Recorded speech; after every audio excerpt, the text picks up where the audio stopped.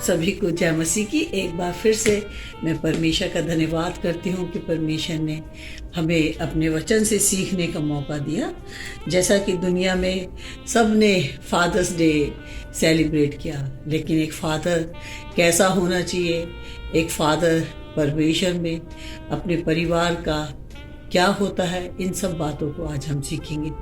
जैसे कि पहला यूहन्ना 3:1 हमें क्या सिखाता है, कहता है देखो पिता ने हमसे कैसा प्रेम किया कि हम परमेश्वर की संतान कहलाए, और हम हैं भी। इस कारण संसार हमें नहीं जानता क्योंकि उसने उसे भी नहीं जाना। जैसा कि दुनिया में संसार में फादर है और लोग सेलिब्रेट कर रहे हैं हैप्पी फादर्स डे। फादर कैसा होना चाहिए, फादर का अर्थ क्या होता है? फादर जो होता है आरंभ का स्रोत होता है, हमारा स्वर्गीय पिता जिसने संसार को बनाया और हमें भी एक अच्छा पिता बनाना चाहता है। वो हर एक उस व्यक्ति को अच्छा पिता बनाना चाहता है जिसके पास आज संतान है, क्योंकि एक पिता जिसके पास एक जिम्मेदारी होती है और वो पीढ़ी और पीढ़ी का निर्माता होता है, और साथ ही साथ उसे अपने बाद उसके बच्चे, उसके बच्चे, बच्चों के बच्चे, इस तरह से पीढ़ियाँ चलती चली जाती है।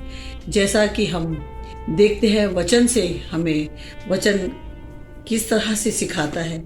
न्यायियों की पुस्तक जिसमें शिमशोन जो था जब पैदा होने वाला था, तो उसके माता के पिता के पास एक परमेश्वर का दूत आया और उस दूत ने कहा कि इस बच्चे को तुम्हें किस तरीके से सिखलाना है। तो यहाँ पे लिखा है न्यायियों की पुस्तक उसके 13 अध्याय में लिखा है, 8वीं आयत में लिखा है, तब मानोह जो कि शमशान का पिता था, और उससे यहोवा से विनती की कि हे प्रभु, विनती सुन, परमेश्वर का वह जन जिसे तूने भेजा था फिर हमारे पास आए और हमें सिखलाए कि जो बालक उत्पन्न होने वाला है उससे हम क्या क्या करें। तो उस बालक के पैदा होने से पहले मानोह के पिता ने परमेश्वर से कहा कि हे परमेश्वर, अपने उस दूत को भेज जो हमें फिर से सिखाए कि हम अपने बालक के साथ क्या क्या करें।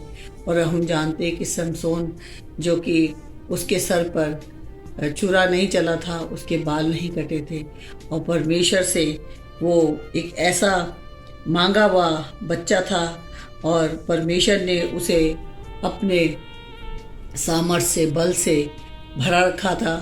और हम देखते हैं कि उसका पिता जो है परमेश्वर से कहता है कि अपने दूत को भेज कि हम उस बच्चे को कैसे सिखाएं और क्या क्या करें। आज संसार का पिता को भी अपने परमेश्वर के निकट आना है, अपने परिवार की जिम्मेदारी को सीखने के लिए परमेश्वर के निकट आना है कि परमेश्वर जो गिफ्ट बालक के रूप में आपने हमें दिया है, हम उस बच्चे को कैसे सिखाएं। क्योंकि परमेश्वर का वचन कहता है कि हमें अपने बच्चों को किस तरीके से पालना और पोसना है, उन बच्चों को किस तरीके से सिखाना, क्योंकि एक पिता की जिम्मेदारी होती है। सारी जिम्मेदारी पिता की ही नहीं बल्कि एक माता की भी होती है। आज जब हम वचन पढ़ते हैं तो सिर्फ पिता के लिए नहीं, वो माता के लिए भी है। इसी तरह से हम देखते हैं कि एक और पिता था जो कि उस बालक का पिता नहीं था।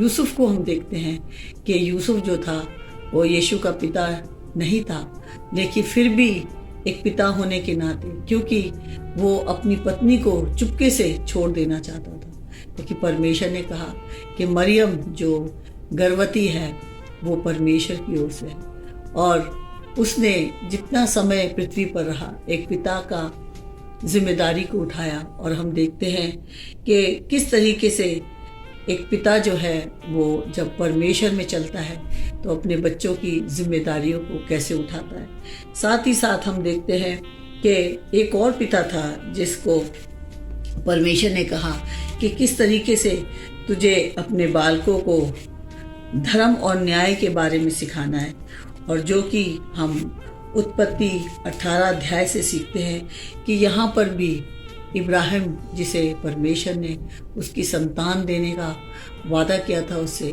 कि उसके पुत्र होगा, उसका अपना निज पुत्र होगा, और वो इसाक था। और इसाक को सिखाने के लिए भी परमेश्वर ने उसको सिखाया। उसको कहा, उत्पत्ति 18 और उसकी 19 आयत में लिखा है, क्योंकि मैं जानता हूँ कि वह अपने पुत्रों और परिवार को जो उसके पीछे रह जाएंगे आज्ञा देगा कि वह यहोवा के मार्ग में अटल बने रहें और धर्म और न्याय करते रहें, ताकि जो कुछ यहोवा ने इब्राहिम के विषय में कहा उसे पूरा करें। तो यहाँ पर भी परमेश्वर ने एक पिता को सिखाया कि वो किस तरीके से रिश्तों को समझाए, अपने बच्चों को किस तरीके से रिश्तों की गरिमा को समझाए। और हम देखते हैं कि परमेश्वर का वचन एक और बात भी पिताओं को और अपने बच्चों को पालने पोसने के लिए सिखाता है, जैसा कि नीति वचन 13 और उसकी 24 में लिखा है, जो बेटे पर छड़ी नहीं चलाता वह उसका बैरी है, परंतु जो उससे प्रेम रखता है वह यत्न से उसको शिक्षा देता है। तो एक पिता की जिम्मेदारी अपने बच्चे को शिक्षा देने की है कि वो परिवार के बारे में, क्योंकि जब एक पिता परमेश्वर में बढ़ता चला जाएगा तो वो अपने बच्चों को भी उसकी गरिमा को समझाएगा, और उसको चाहे उसको छड़ी से भी क्यों ना उसको ताड़ना देनी पड़े तो वो उसको छड़ी से भी उसको ताड़ना देगा, ताकि उसका बच्चा जो है वो अपने उन रिश्तों को जो उसको भाई बहन के द्वारा मिलते हैं, क्योंकि किसी के पास एक पुत्र होता है, किसी के पास 2 बच्चे होते हैं, इस तरीके से वो अपने परिवार को भी समझ सकता है।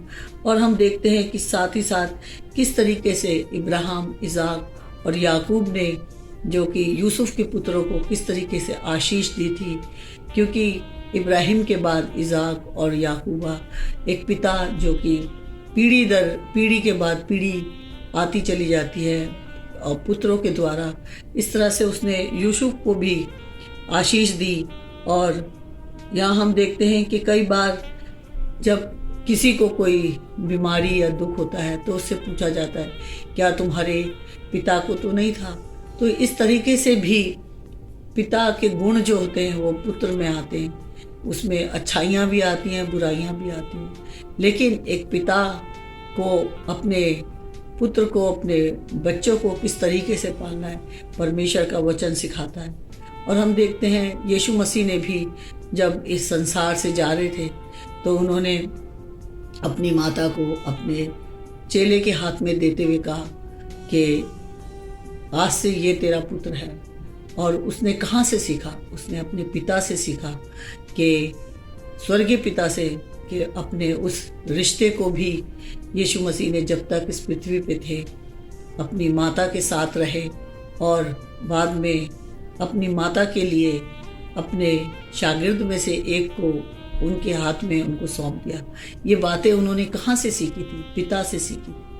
और एक पिता को भी जो इस संसार में जिनके बच्चे हैं उन्हें भी अपने स्वर्गीय पिता से सीखना है।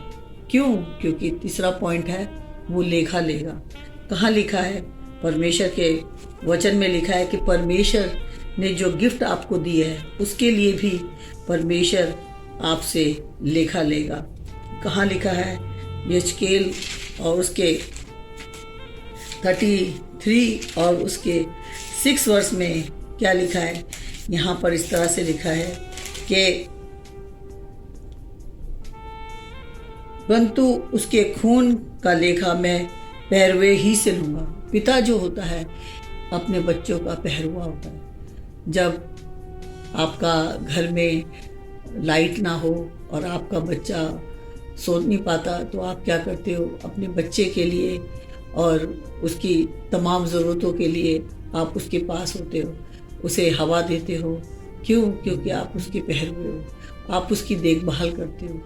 और पिता जो होता है एक पहरुआ होता है, और उसे परमेश्वर कहता है कि मैं पहरुए से लेखा भी लूँगा।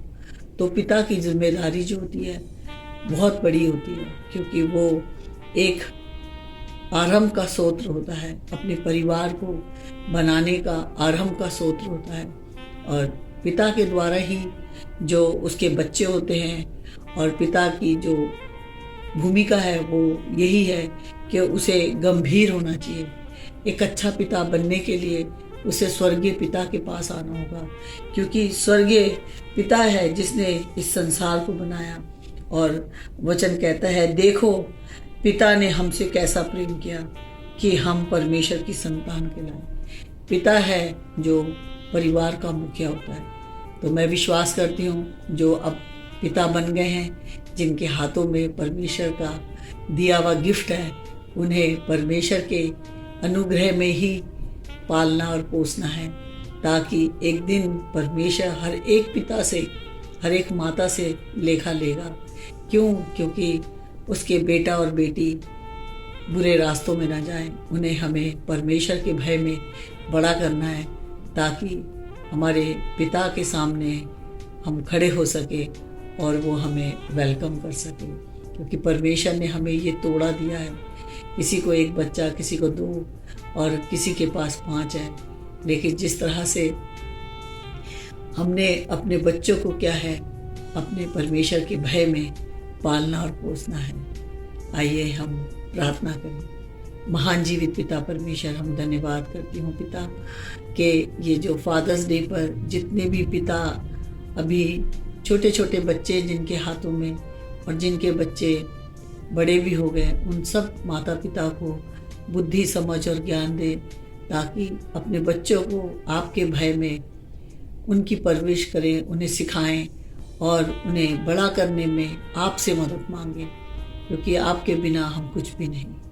सारी महिमा और सारा आदर आपको देती हूँ, यीशु मसीह नासरी के नाम से, आमीन।